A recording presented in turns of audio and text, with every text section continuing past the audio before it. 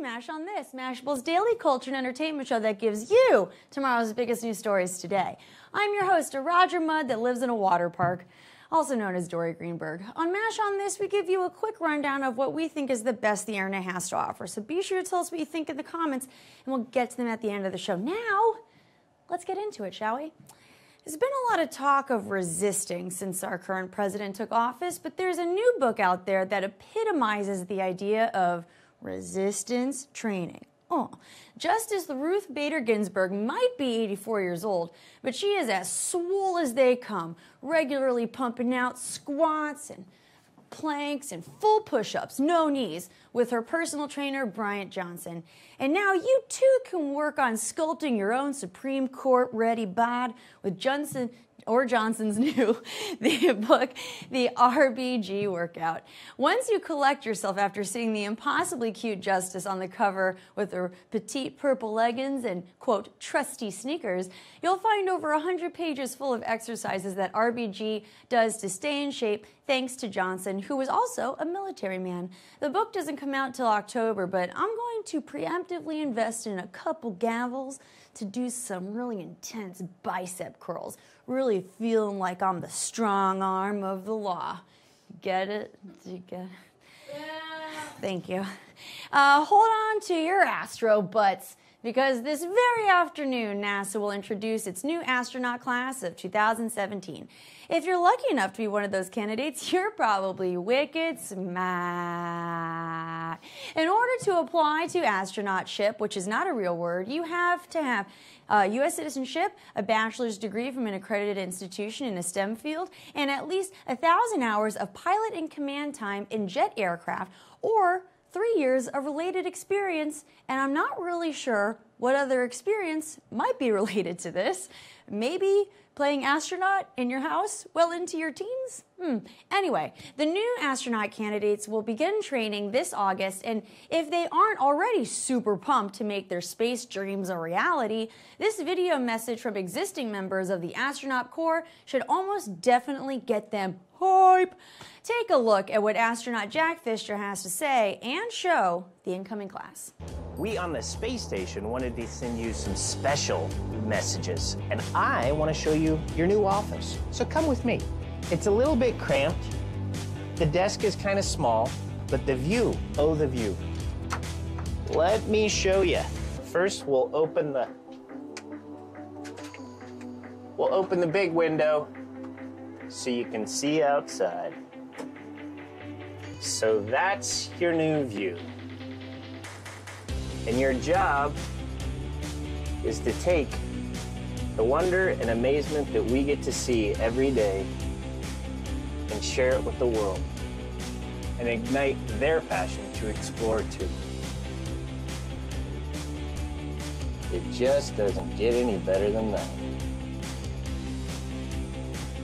So congratulations again, class of 2017. Welcome to the club. Oh, that view is so cool. Also in that video, there's a bunch of like space nerds attempting to make jokes, and it's adorable. But it's also pretty crazy to think that members of this astronaut class might be going to Mars one day in the near future. So again, congrats to the incoming class of 2017, and Godspeed. Have you ever thought to yourself, you know what Apple is really missing? A reality TV show. Nope, scratch that. A reality TV show that's a complete ripoff of an existing reality show that's also super convoluted and awkward. Well, you low-key marketing genius, your prayers have been answered, because it is here. Please welcome Apple's first television series called, get this, Planet of the Apps. What? We'll pause for laughter. Good, cool. According to its press release, the 10-episode series celebrates the world of apps and the talented people who create them. It premiered last night at 9 p.m. on Apple Music, and if you happened to miss it because you were doing literally anything else, here is the trailer. Planet of the Apps is a television show that focuses on budding entrepreneurs in today's world. And some of them are going to be very successful. Developers rise an escalator, 60 seconds, pitching their idea to the 4 advisors, and we swipe left or right. Congrats. Whoa, what?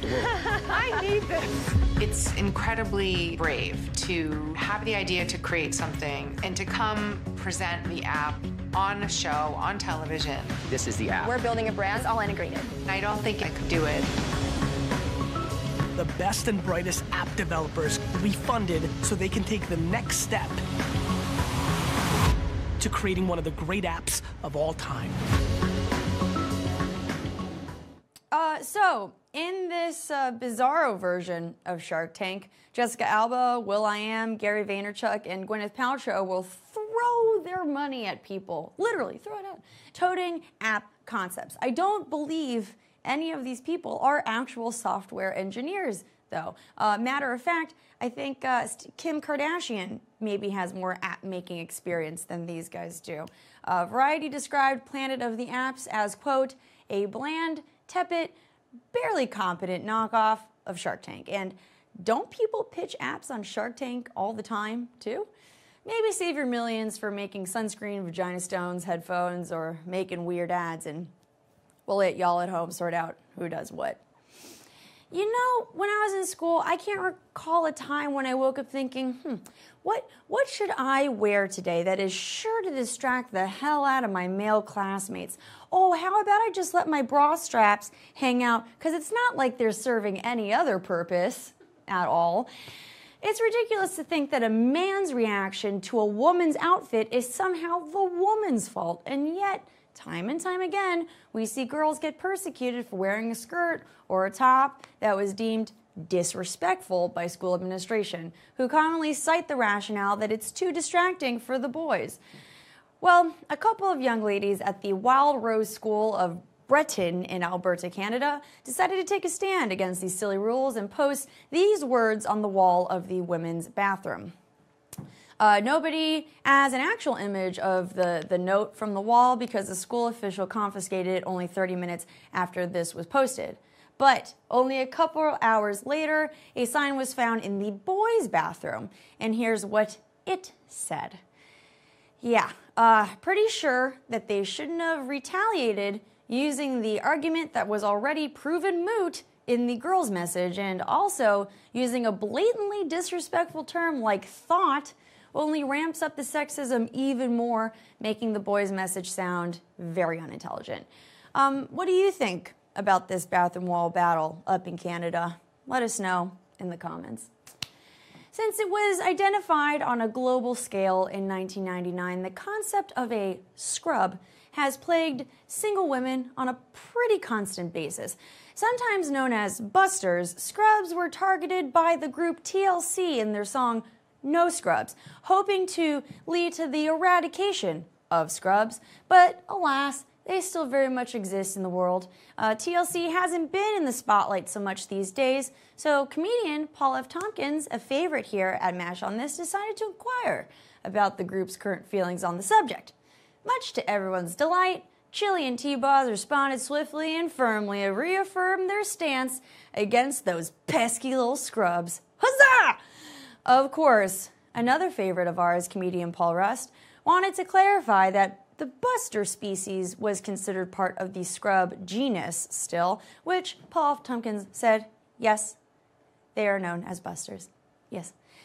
And thank God we all know all this now. I already feel better about the world now that this is all cleared up. Thanks, guys. You're doing us all solid.